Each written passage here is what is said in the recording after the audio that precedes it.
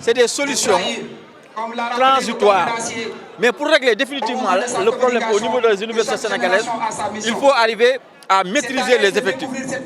L'université de Dakar compte environ 80 000 étudiants pour 10 500 lits environ.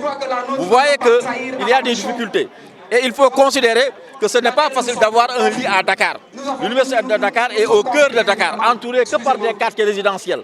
Fan résidence, Point E, Fanok, mais c'est des quartiers résidentiels. Les étudiants n'ont pas la possibilité d'avoir des locations faciles. Et nous savons comment sont les familles d'accueil à Dakar, c'est extrêmement difficile. Ce qui fait que quand un étudiant vient, il fait tout pour avoir une chambre. Et le fait d'avoir une chambre leur mène à toutes sortes de batailles et de convoitises. C'est la raison pour laquelle il faut aller dans le sens de rationaliser les effectifs au niveau des universités sénégalaises. Mais ça ne va pas arriver très rapidement. Ceux qui connaissent le système savent que, parce que désormais, le Sénégal ne peut plus avoir moins de 70 000 bacheliers par an.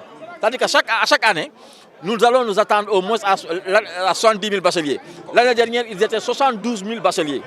Sur les 72 000, 27 000 ont été orientés uniquement à l'université de Dakar. 27 000. 27 000, c'est presque le double de l'université Gaston Berger de Saint-Louis, qui est la deuxième plus grande université physique.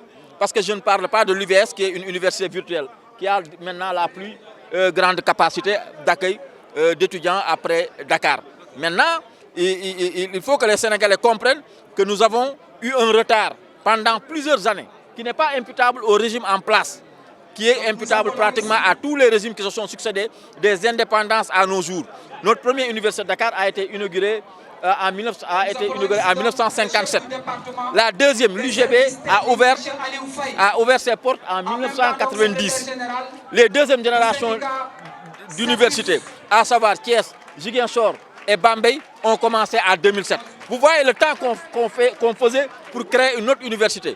Et la taille de Dakar a toujours fait de sorte que les gens ont eu l'impression que Dakar peut accueillir tout le monde.